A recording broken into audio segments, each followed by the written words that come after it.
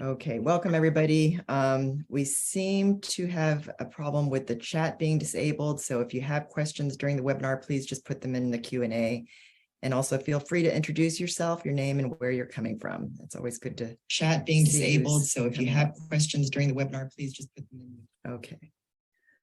All right, so I'm going to turn it over to Yvonne to start the introduction and get this webinar going. Yeah, thanks, Lisa. Hi, everyone.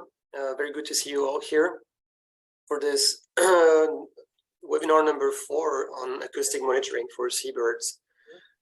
Just before we start, I want to remind you, inform you of next webinar that's going to be in 2 weeks from now. That's going to be on drones.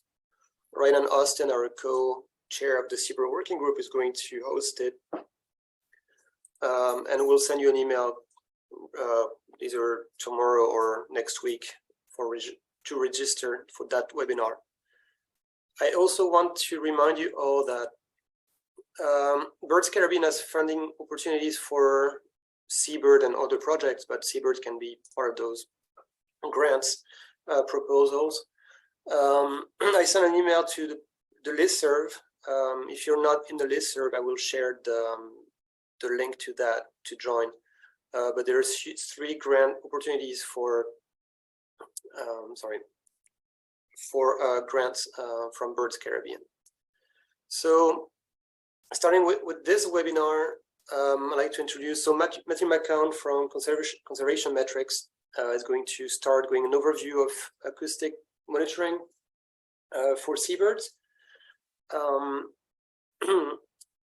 we'll switch to Adjermé White from Montserrat, who's going to talk about recent work they have done in Montserrat with using acoustic for Audubon Shearwater. And then we'll finish with Léo Papé from Biophonia in France. We're going to do work in the French Antilles next year, also on Audubon Shearwater. If you have any question, we'll take all the questions at the end, but feel free to ask them in the Q&A box as we go. It's easier to manage everything at the end. So thank you very much, and thanks again for being there. And Matthew, the floor is yours. I'll stop sharing my screen. Great. Let me set up my...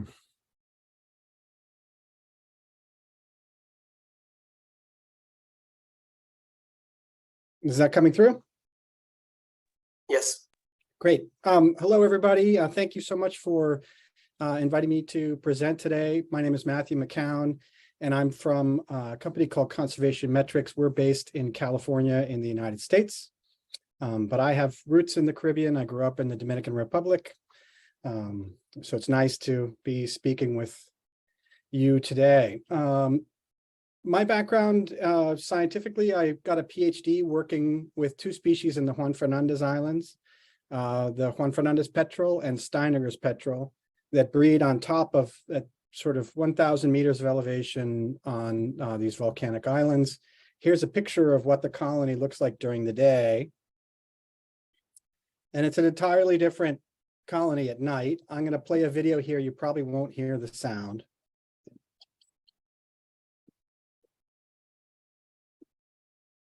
But this was one of the first places where I realized the potential power of, of using acoustics for monitoring seabirds. And through that work, I got a postdoc at UC Santa Cruz and started to do more applied work with acoustics and started a company, Conservation Metrics. And our mission is to improve conservation efforts through better monitoring. And we recognize that monitoring is a key part of the conservation planning and management process, really helping us decide where we should work, what methods we should be funding and continue to fund, and how we can improve our methods. At Conservation Metrics, we work both on the acoustics and the visual side. And what we've learned to do is apply machine learning techniques to detect events of interest in data that is arriving from sensors. Some of the advantages of these automated or sensor-based approaches are They could be more cost effective to work at scale. They're less invasive than traditional surveys. They're repeatable and archivable. So you could keep these data for a long period of time and ask new questions of them in the future. They're more scalable, and what they get you is statistical power to detect changes in complex systems. For acoustics, we have been working in this field since I was using tape recorders and mini disc recorders. Right now, at the moment, there is an increase in the hardware that's out there for acoustic monitoring. Cornell has their Swift recorders. The most commonly used, I think, are Wildlife Acoustics song meters. There's an Australian company that makes really great equipment called the Bioacoustic Recorders, BARs. And then there's new open source hardware that's a lot cheaper called AudioMoths that is really wonderful, a little bit harder to deploy at scale, but really cool hardware. And I'm sure I'm missing it. The hardware is growing. And so there's a lot of options out there. There's also a lot of software options out there. There's Wildlife Acoustics has its own software package called Kaleidoscope. Rainforest Connection has partnered with a group called Arbimon that came out of the University of Puerto Rico. They have a platform to be used. There's Raven, and there's new technologies that are coming on board, like BirdNet, which I think now has something like 3,000 bird species in it. And these are all softwares that can be used to take the recordings that you have, the hundreds or thousands of hours of recordings, and finding the species of interest inside those recordings. We at Conservation Metrics have developed our own pipelines that use machine learning, deep learning to detect species of interest. And basically, we help our partners deploy equipment in the field. We take those data, put it in the cloud, and are able to run very large amounts of data in reasonable periods of time using neural network models that we can train to detect species of interest, or other available neural network models like BirdNet. And again, the goal of this is to actually detect the species of interest and quantify their activity and or patterns in where they're being detected.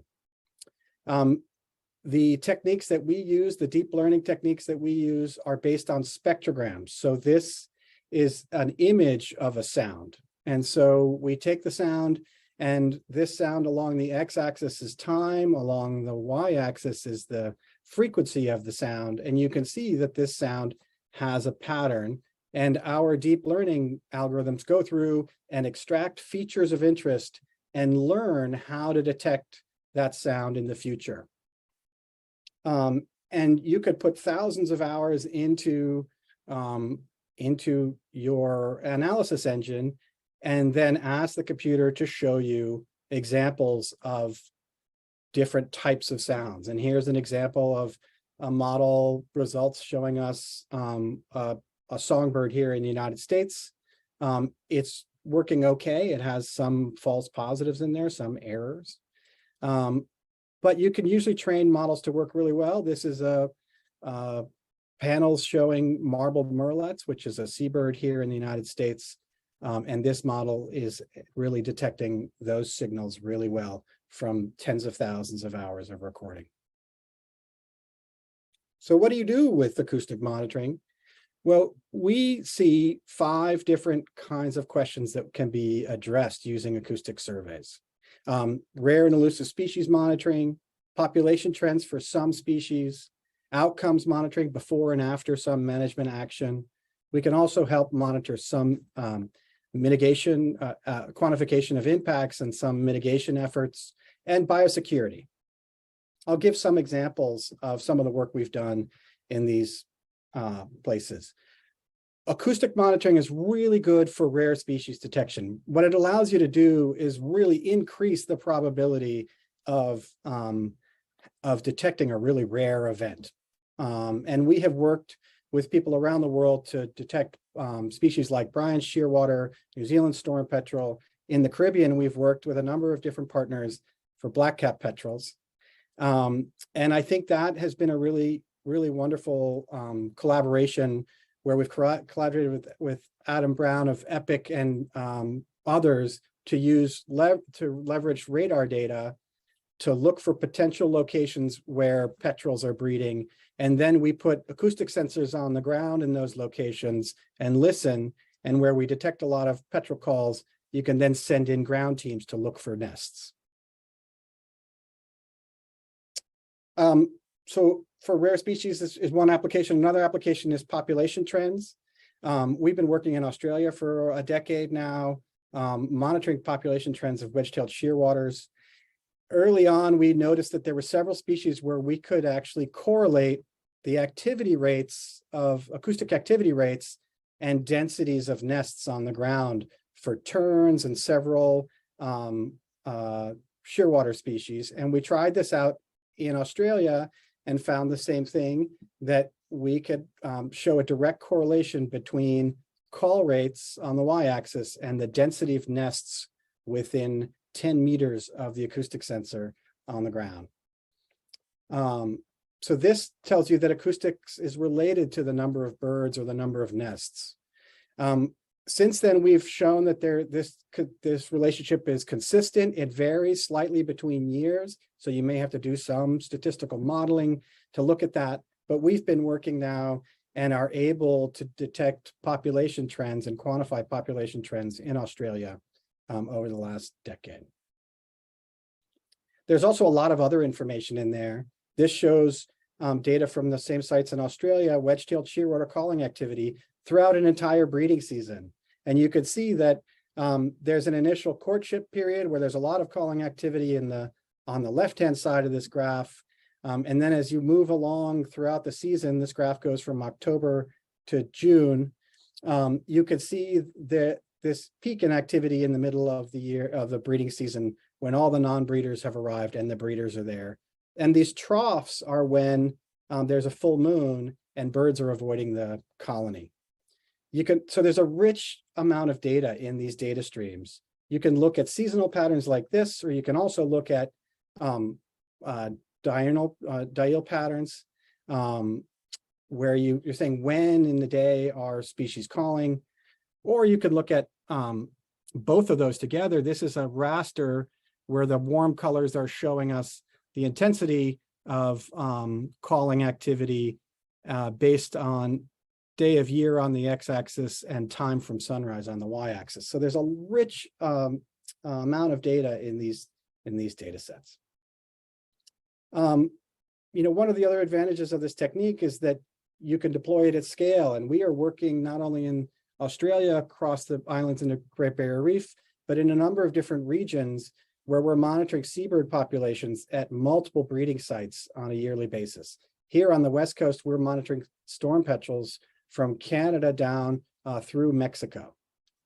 So these techniques really allow you to do very large scale monitoring efforts in time and space. Another thing that we've been working on for years that is an issue in the Caribbean that and other regions we'd like to look at is impacts of lights and power line collisions for seabirds, which is a really big issue in Hawaii.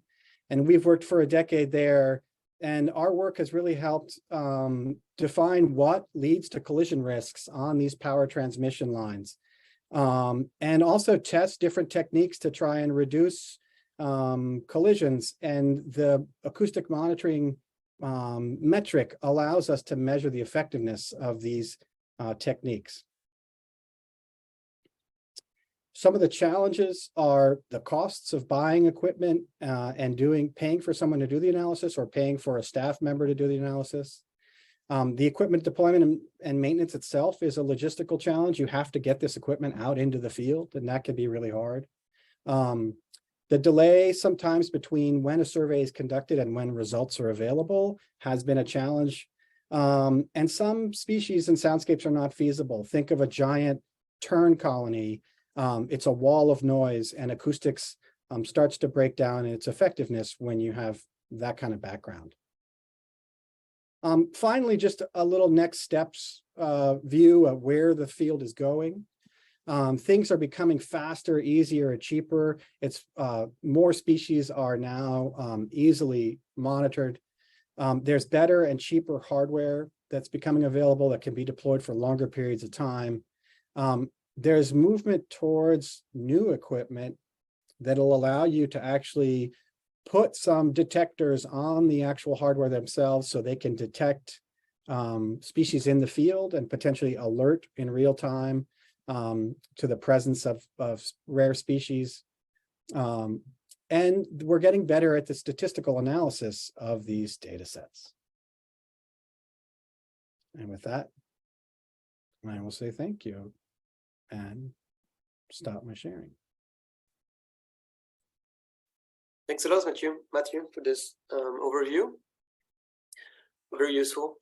I forgot to ask if anybody has questions in French or Spanish. Feel free to ask in both languages in the question and answers.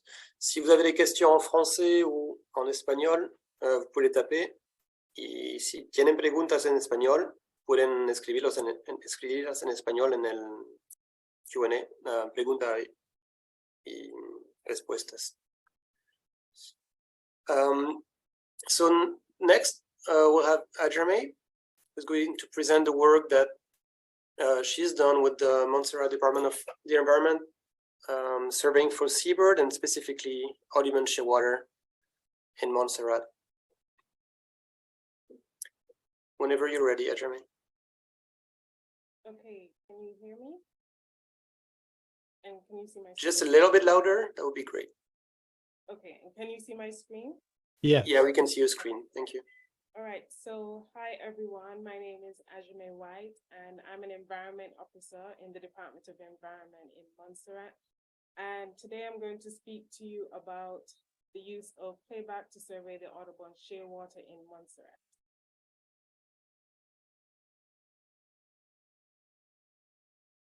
So I want to give you a little bit of a background. So in 2019, the University of Liverpool in the UK began leading a project called Regional Scale Conservation through Multi-Territory Tracking of Frigate Birds. And that was a Darwin Plus project. So this project involved all the Caribbean UK overseas territories, including Montserrat. And Montserrat decided to use the project funds to collect up-to-date information on seabirds, specifically breeding seabirds on Montserrat. Especially since the last surveys that were carried out on Montserrat for seabirds was in 2009 by EPIC, when they were doing the Seabird Breeding Atlas of the Lesser Antilles. So they were actually the first people to record the Audubon shearwater nesting in Montserrat. So when they were here in 2009, they did surveys in March, and they did surveys by land and by boat between the hours of 8:45 and 9:45 p.m. They confirmed that the Audubon shearwater was nesting in the cliffs above Rendezvous Bay. And they were able to determine this because the birds responded to broadcasted calls and they mobbed the surveyors on the boat. They recorded about 36 calls during about a half-an-hour survey, and they estimated about 5 to 10 pairs that may have been breeding in the area. Now that was actually an estimate based on the presence-absence survey method. So on the left, you can see a map of Montserrat and Rendezvous Bay and Rendezvous Bluff that is in the northwest of the island. And in the right, you can see a zoomed in map of Rendezvous Bay, and the area that's circled in red is the area that they recorded the Audubon's nesting. So what we wanted to do when we were doing our surveys, we wanted to basically survey any of the Audubon shearwaters that may be flying at sea during the night. And we wanted to find out if they were still nesting at Rendezvous Bluff.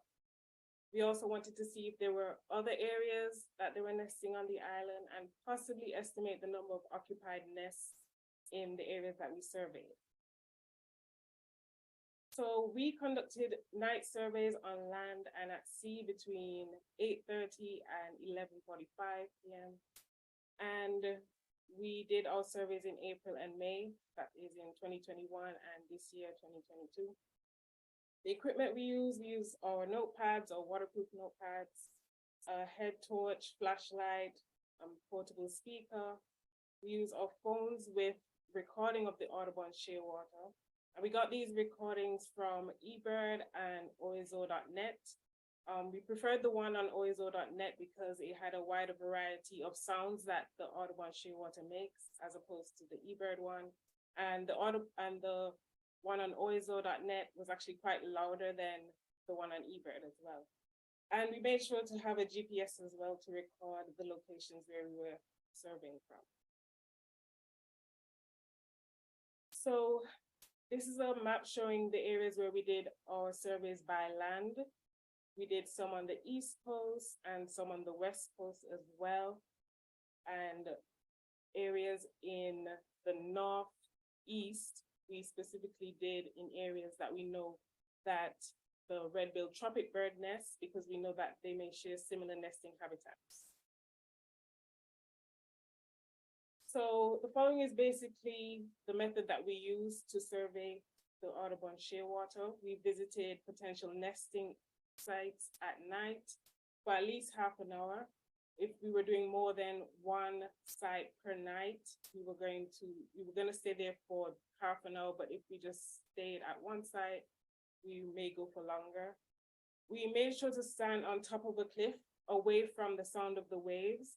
As you can see in this picture on the right, we use this area called Buncombe Bay to survey the Audubon Shearwater, and we believe that they may be nesting in the face of the cliff. So instead of standing on the beach, we made sure to go on top of the cliff so we weren't being hampered by the sound of the waves, which may prevent us from hearing the calls.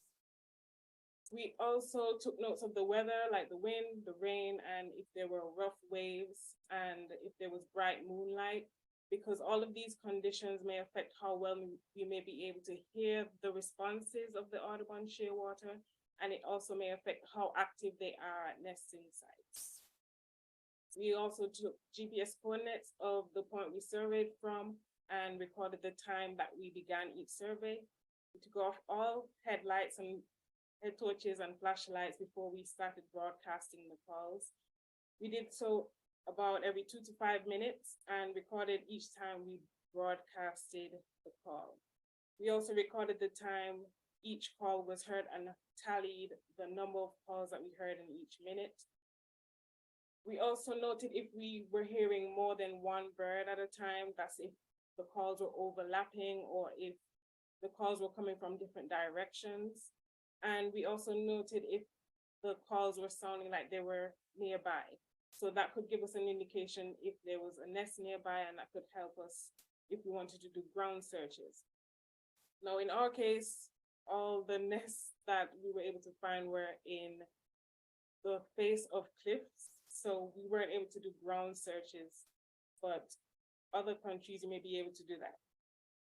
We noted what time the survey ended, and we had about 2 to 4 surveys each time. So on the right is another picture of Buncombe Bay where we broadcasted our calls from.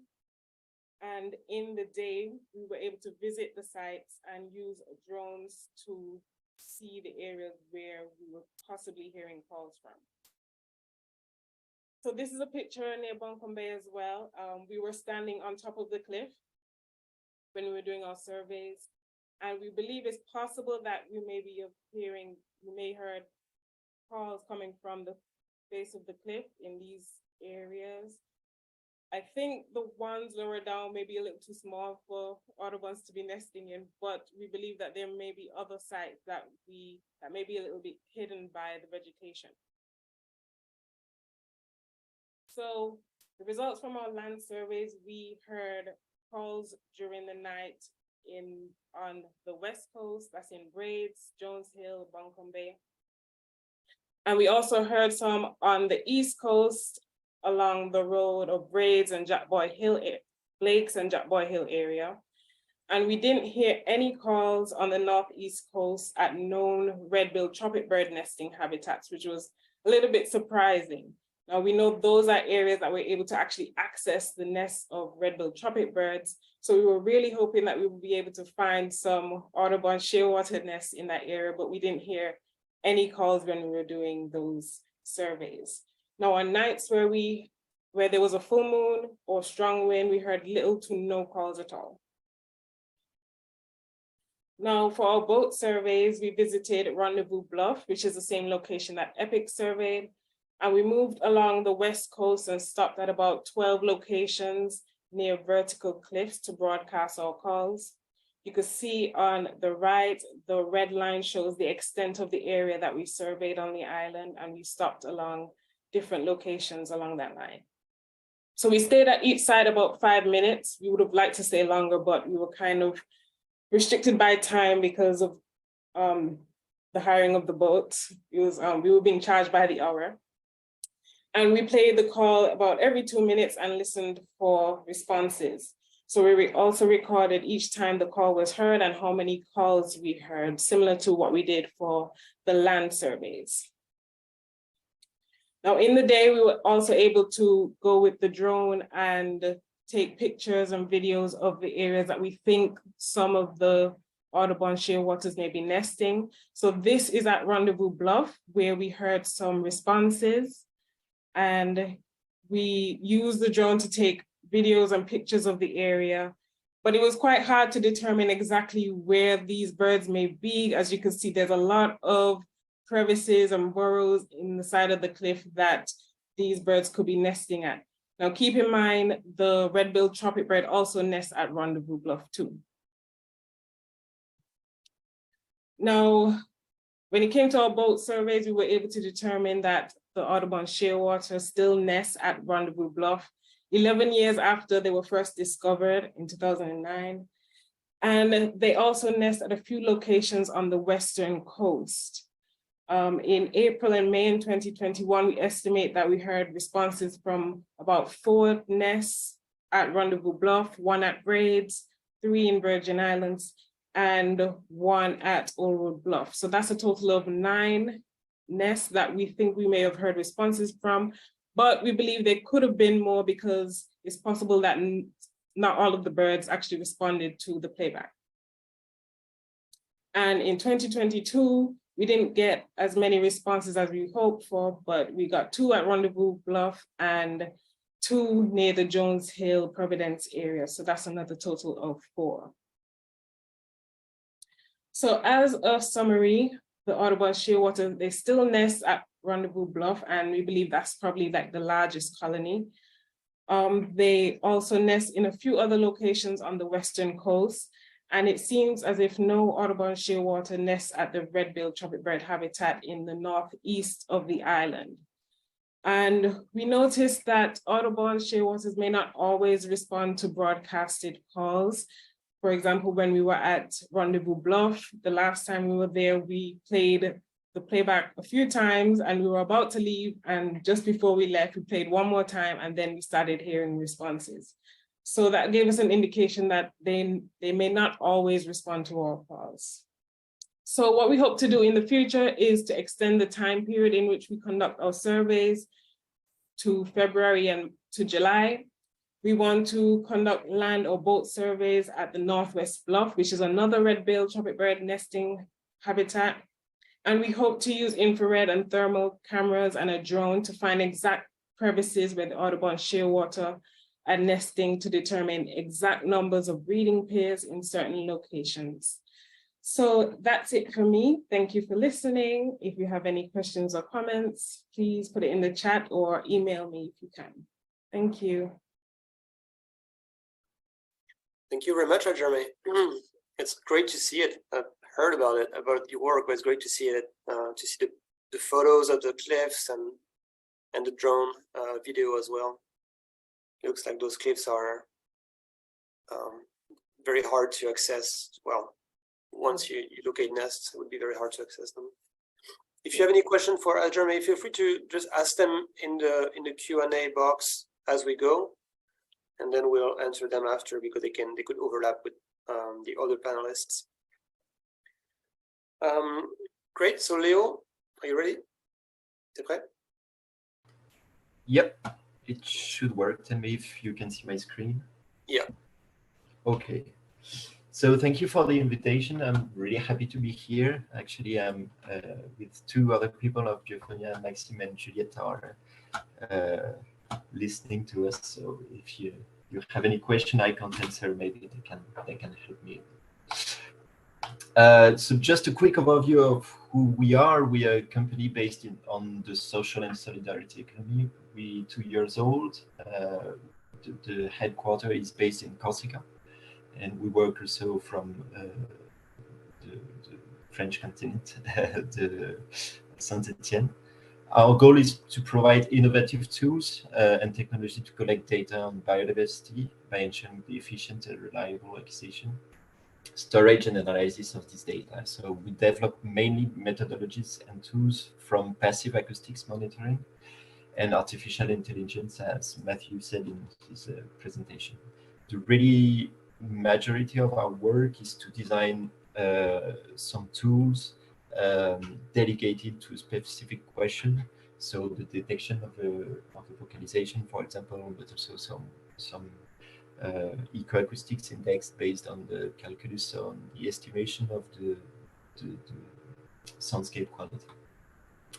So we are 5 in the team. I'll be really quick on that, but Clément, Juliette, and I created Biophonia 2 years ago. We all have we're all PhD in bioacoustics, and the staff is getting well, we're more and more people in Biophonia. We're really happy for that. So Maxime reached the company, joined the company last year, sorry, and Manon this year. So we work really at the interface between research and applied monitoring, and also at the interface of acoustics, biology, ecology, and signal processing, of course. So we work with our clients from the objectives to the data management, with also, of course, the setting up of the material and the analysis, which is really the majority of our work. So Matthew gave an overview, so I'll be quick on that, but passive acoustic monitoring is a high-performance methodology to collect data on biodiversity. So the idea is on a specific ecosystem, you can record a lot of different sounds, of course, sounds from animals, but also from the wind or the waves, for example. So we call that geophony, and also the human activity, the anthropophony.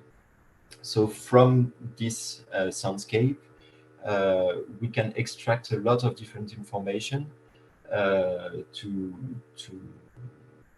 help the biodiversity monitoring with the sound mainly as a first data. So the advantages are known. You can deploy the passive acoustic monitoring methods on a large time and space scales. It's really small recorders. I have an audiomoth in my hand. It's really small and really non-intrusive. The analysis methods are replicable. This is also a cool thing. And of course, it can reduce the costs, mainly when you have to go in difficult areas. For example, you have just to go for install and install the material. So today I will talk about a just starting project. So I will just show you the wide picture. We work with the seabird specialists of French scientific community, and also the LPO in France, and with Birds Caribbean through Yvan. So the goal of this project is to study the breeding seabirds in Martinique and Guadeloupe. So we have different objectives, standard census as complete as possible. The idea is also to actualize demographic tendencies, to develop several seabirds indicators, and to qualify and evaluate the different types of pressure on the colonies, increase the regional synergy about seabirds monitoring too. It's really important in this project. And to develop technical and scientific skills and to train local participants to try to work with local partners, of course. Sorry. So in Guadeloupe and Martinique, we will focus on 9 different species, thanks to the local partners again. So the project is about different tropic birds, brown pelicans, different booby species and terns. And the acoustic analysis will be mainly used for Audubon's shearwater in the frame of this project. So the Audubon's shearwaters are a bit difficult to monitor because they are sometimes far and hard to reach colonies.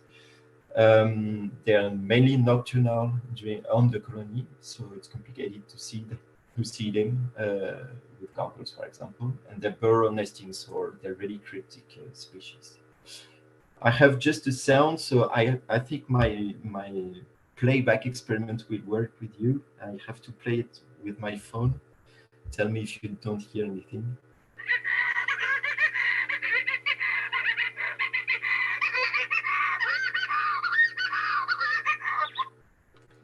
So this sound is the spectrogram you can see on the right of the screen. So you see that you have different type of calls with different number of syllables. And mainly you have this chaotic syllable with which is the inhale, and the more harmonic syllables, which are exhales syllables. So the objectives based on these vocalizations is, of course, to detect them automatically through long time recordings. So we'll design an algorithm to do that automatically. And what's the point to do that? It's, of course, to evidence the presence on potential breeding sites. If we can detect the presence of different shearwaters, we can describe the phenology through vocal activity. And we can also work about population tendency of a control colony. The idea is this year to have a first data set to compare it to several the next years to have extra information. Of course, we can also, through these recordings, have access to a lot of different species, and this is one really cool stuff about acoustic monitoring. You can focus on one species, for example, and you can reanalyze the data with another, I don't know, need. So you can work on different species, on the global soundscapes, or sound pollution if you want to work on the pressure on the ground, for example. I'll switch a bit of shearwater. I will talk about Scopely shearwater because I want to show you some data, actual data. As I told you, the project on Audubon's shearwater just started. So to give you more detailed example on what we can do with passive acoustics, I'd like to talk about the Scopely shearwater. These analyses were led by Maxime from our team. So Maxime, if I say something wrong, of course, don't hesitate to talk. This work was about deploying 4 passive recorders. Actually, it's the association Orlis Italica, an Italian association, on 2 different islands. Just to give you an overview, they had massive data set of more than 2,600 hours. So the idea was to detect this kind of vocalization. So I can try to play it to you. They're really characteristic. So for the male, we have this kind of vocalization. I go back again. So you have 2 exhale syllables and 2 inhaled syllables. These vocalizations are for the males of the Scopely shearwaters. And if I try another one, which is the female call, we clearly see and hear the lower pitch and the more chaotic structures of the call, which is quite easy to make the difference when we run the analysis. So for this project, we work on pattern matching, actually. So we have an original pattern, which is the red square in here, and the idea is to move this pattern through the long time recording, and try to check the amplitude of the correlation between this pattern and the long soundscape. So in here, you can see that every time you have, oh, sorry, maybe I can try to do that.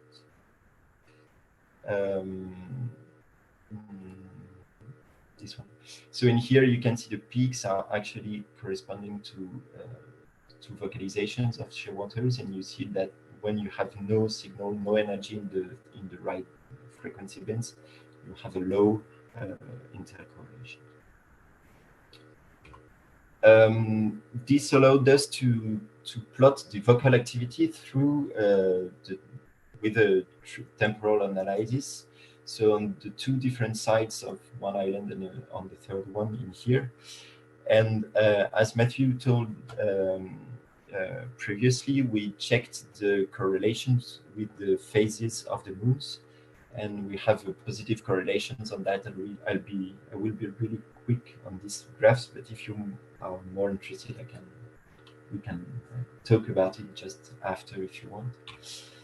The other thing is to create a dial pattern, so you can see before the breedings, the vocal activity is quite weak, and you have a peak of activity at the beginning of the night and another one at the end of the night, but you have a strong increase of the vocal activity during the breeding seasons when the hatchings occur. And a final thing I want to finish with is the individuality coded in the acoustic features. The Scopely shearwaters and the Audubon shearwaters share this feature. They have their own voice, so we can differentiate different individuals. So when you work on a small colonies, you can easily divide the different calls and associate them to different individuals, and so you have access to the number of active birds. When you have larger colonies, we have to work with other features. So we try to work with ecoacoustics index to code for the vocal activity when your soundscape is saturated with a lot of different calls of seabirds. So this analysis allows us to monitor the colonies, and we are very excited to try that in Guadeloupe and Martinique next year. So if you have any question, of course you can ask them now, but you can write us an email or go to our website. You will find all the information. And that's all for me. Thank you very much. Merci, Léo. Thank you. Well, Matthew is back, and Jeremy, I guess you're still here. So we'll answer. We have a few questions in the Q&A boxes, so we'll go through them, and then I have a few questions to ask too. Feel free to ask them as we go. Donovan, you had your hand raised, but I think you just lowered it. It was because of the sound issue, I'm guessing. All right, let's start. Let's start with. I'll just go in order, so it won't be in the order in which they were asked. Sorry.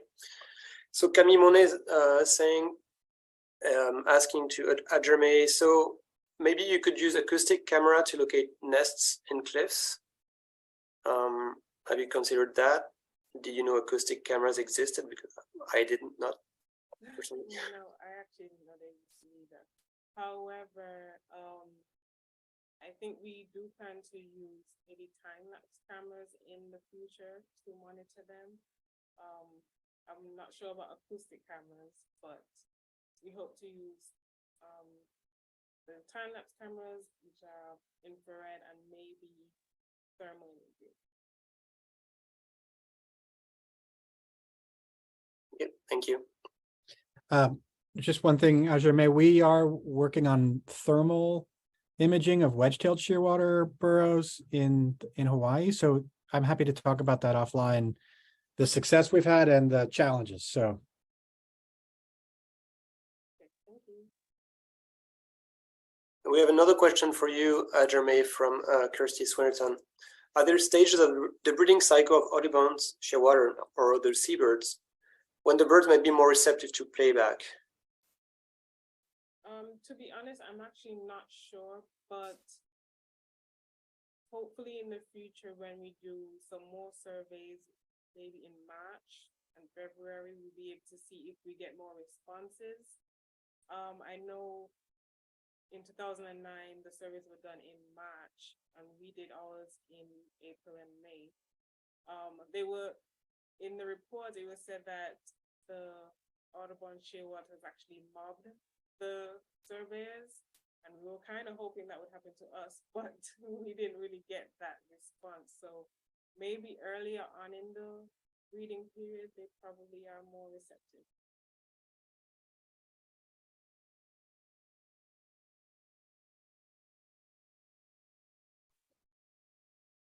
Thank you. Then we have a question from Adrian Tosas for Matthew. So can you explain more the measures to avoid collisions and the use of recorders to measure success on that? Yeah, thank you. So again, the issue here is nocturnal seabirds returning to their breeding sites and not seeing electric transmission lines. And so this is a problem throughout the world.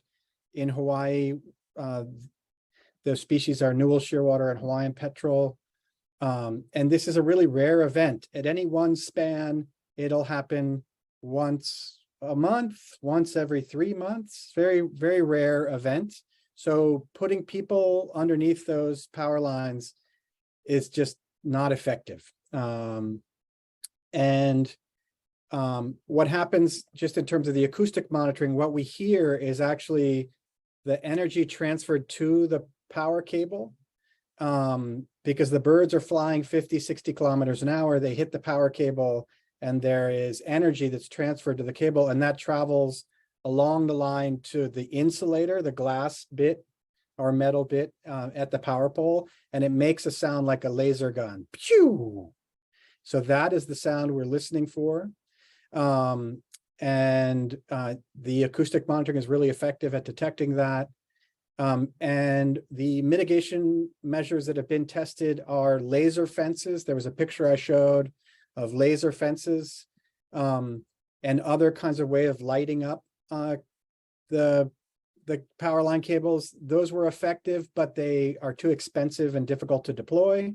The most effective technique seems to be reflectors that you can hang from the power lines themselves, and changing the configuration of the power lines. There are certain configurations of power lines and a line called a static line that can be more risky. And so I'm happy to talk about those details offline. But it's really amazing to see how effectively you can mitigate this this problem. Great, thanks. And another question from Adrian to Ajerme. So can you leave the recorders deployed somewhere in the cliffs instead of using playback? So using passive recording? Yeah, I actually think that's very possible. I don't think we have as many recorders at the moment to do something like that, but I think that is a good alternative to using playback. We would probably have to lower them carefully on the cliffs in areas where we think they will be nesting, and hopefully we'll be able to recover them easily too. Yeah. And then following up on that, maybe Leo and Matthew, can you give some advice on deploying ARUs on cliffs, or do you have any advice on that? Like, besides, be careful. Well, go there and listen to the soundscapes, and that's really what we do. You have to find the right spot to detect the species you want to record, and also to avoid the noise sources. So it's quite complicated. Every time we let the recorders, and we just, I don't know, hope that we will have not the wind, the dominant wind directly in the microphone. So to avoid that, we work with, for example, stereophonic microphones. So we have both left and right channels. So you have more chance to have one noisy channel than both channels. Of course, if you're in the middle of the storm, the signal will be completely lost. But if you have only one annoying wind direction, maybe one microphone will help you to analyze the data. I don't know for you, Matthew.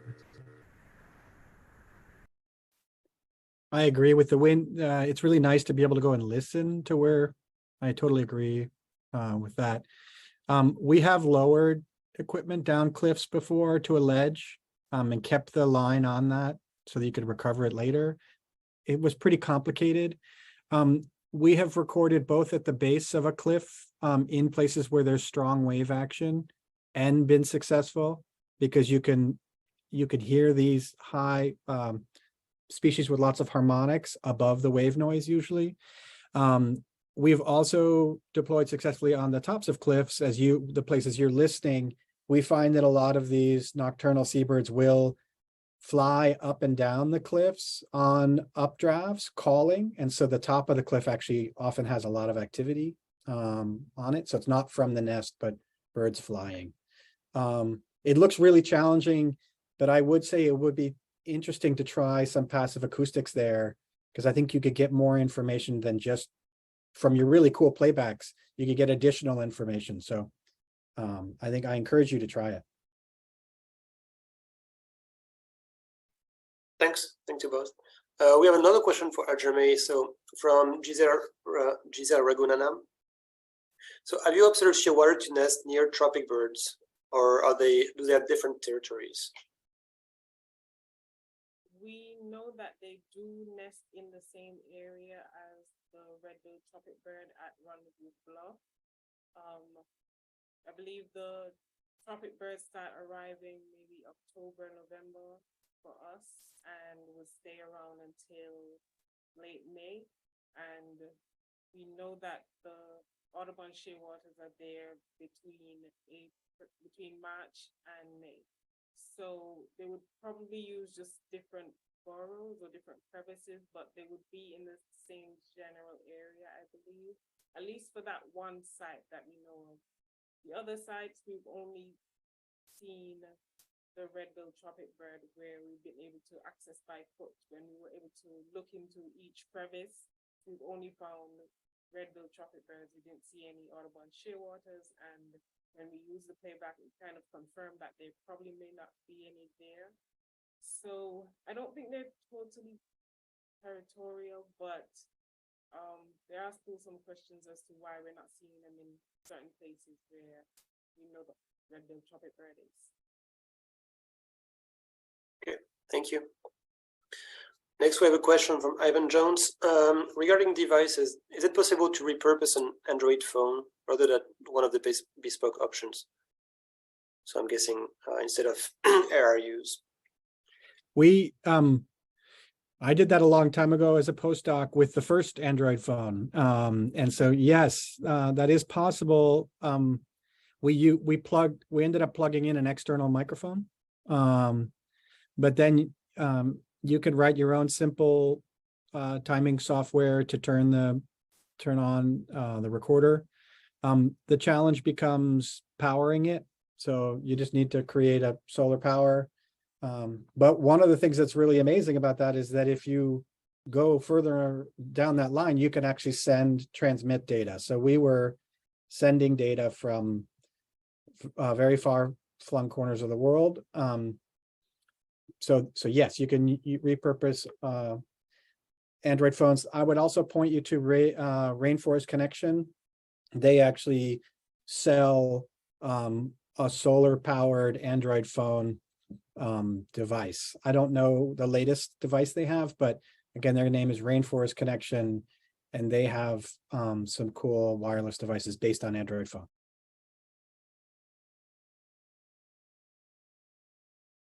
So it sounds like yes, but you have to know what you're doing. Yeah, and if you're going to go that route, I would say AudioMoths are really great because they're way cheaper and they work right out of the box. So yeah, thanks. Then we have a question from Letizia Campioni. So first of all, thank you to everybody. So Letizia has a question to Matthew and Leo about the use of passive acoustics for biosecurity. What are the potential of this technology to detect rats? Do you know studies that successfully used it? And what are the challenges to detect rats accurately? On that, we have a ongoing project on the impact of rats on Scopoliscia waters in a Corsican island. So we asked ourselves this question of using acoustic monitoring of rats' vocalizations. The fact is, it's quite complicated. First, it depends on the species you want to record of the rat species. Some have really characteristic vocalizations, others are more discreet and less vocal. The fact is also that their vocalization are mainly high frequency, a lot of ultrasounds. So the range of these vocalizations is really weak. And because we work on really territorial species concerning the rats, you will be able maybe to detect one or two individuals, but you don't know exactly the population and stuff like that, or you need a lot of different recorders. I think sometimes the acoustics is not the best options, and I think for rats, a camera trap, or I don't know, traps with after you release the rat if you want, is more adapted to know this. I think, but maybe sometimes we will be able to do that by acoustics, but I think it's not the best way.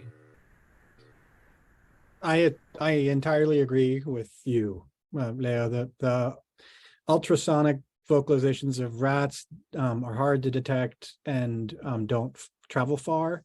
I think imagery is the way to do this. I think there's a growing number of camera traps that are out there, and if you pair a camera trap with bait of some kind to bring rats to a location, I think that's the best biosecurity for that. And I think actually Island Conservation may be testing some work. There's a group called Conservation X Labs in the United States, and they're creating a camera that has models on it, including rats, that's in development.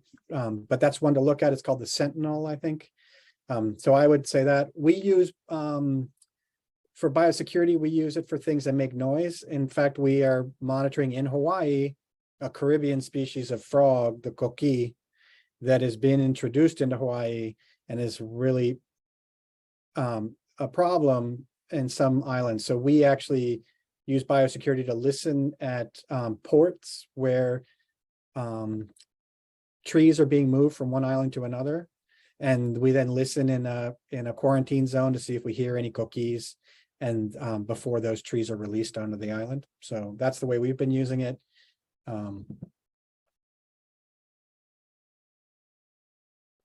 Yeah, it's very interesting. So you need a very fast analysis on those cookies. Yeah.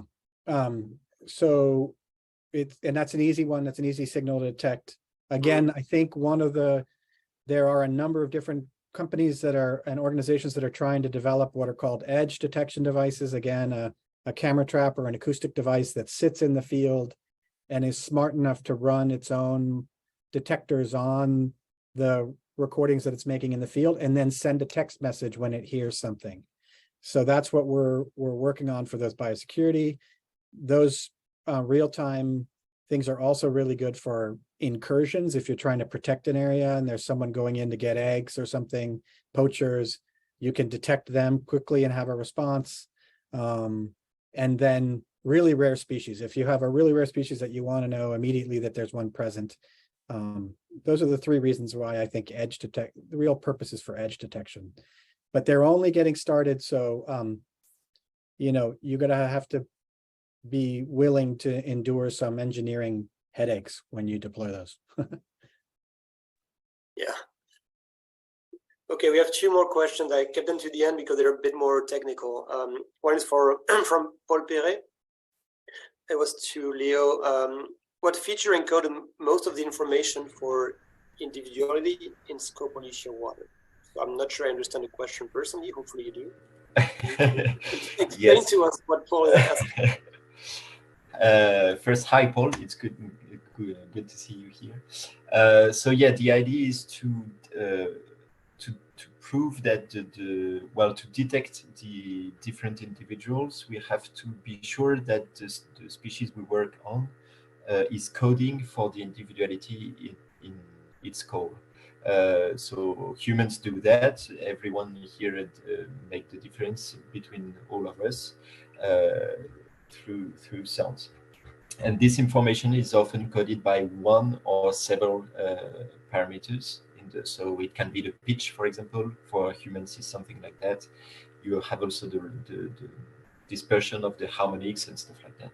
So for the shear waters, the Scopely shear waters, in males and females, actually, you have individuality coded, and they're both temporal and frequency parameters. So it's an association that we use to detect the individuality. You have different parameters, but the best ones are, and the more robust to the sound propagation, are the length of each syllables and the fundamental frequency of each syllable. So you have a specific organization of the calls based on the temporal and frequential parameters. But the thing is, often these proofs of individualities are based on really clean recordings, and we have to make sure that these parameters are sufficient to propagate through the medium. For example, you can recognize someone or one bird in its burrow nest, but maybe 10 meters away, the acoustic parameters may be less relevant, so it's more difficult. It's actually the game we are currently playing with. Okay, thank you. And then last question from Eliud Bonilla. Any work on urban coastal soundscapes, so more in urban areas, and how destructive are anthropogenic sounds for your research? I guess either Leo or Matthew. I'll start and say we do have some projects that are inside urban landscapes, and yes, anthropogenic sounds can be really bad sources of masking noise. They can also lead to behavioral changes in the species you're interested in, so you need to think about that. We have found different ways of trying to avoid masking noise from, let's say, cars driving by and sirens and etc. By trying to use different microphones or pointing microphones in different directions or shielding microphones.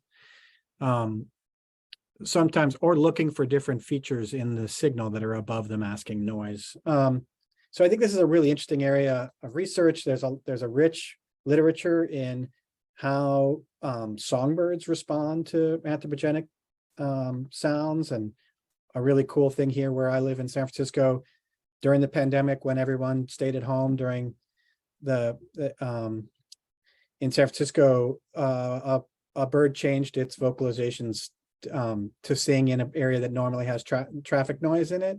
So when the traffic was absent, they went back down to singing in a place where they hadn't been singing for years. So animals are very aware of this anthropogenic sound. I think in marine environments, it's a really big issue with marine mammals.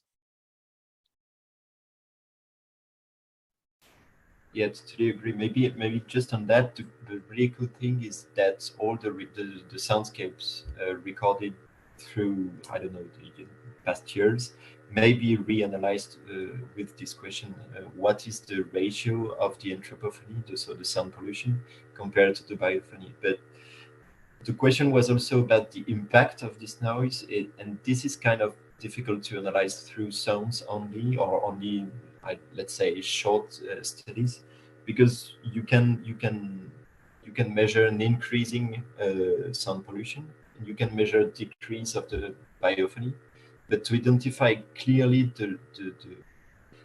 the pollution, which is actually the cause of the decrease of the biophony, of the vocal activity, is quite complicated. For example, when you are in a really dense city, of course, the noise will be one source of pollution, but you will have a lot of different other pollution. So this is quite tricky, and sound is a good way to show the evolution of the biophony or the noise pollution according to time, before and after some actions, for example, if you want.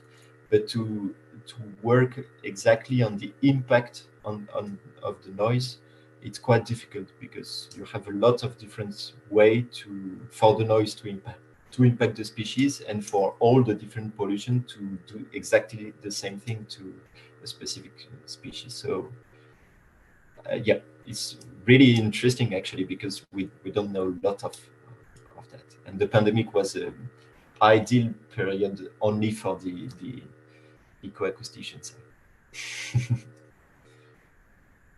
Yeah. All right. Well, thank you, everyone. We reached the hour, so I think we'll stop soon if we don't have any more questions. Thank you for our panelists, Matthew McCown, Jeremy White, and Leo Pape. Thanks a lot again. I will share again my screen to show our next webinar in 2 weeks, which will be on using drones for monitoring seabirds. We will send an email about it soon. And then also a reminder that Birds Caribbean has grant opportunities, funding opportunities that can be used for seabird work. The deadline is, I think, the 29th of November. So thank you, everyone. I don't know if Lisa, you want to have a last word, a parting word? No, I have nothing urgent to say. Just thanks to everybody for attending. Thanks to the speakers for those really excellent presentations. I learned a lot, and I'm looking forward to the next Seabird webinar. Thank you. Thank you. Thanks everybody for joining. We'll see Bye, you everyone. soon. Bye for now.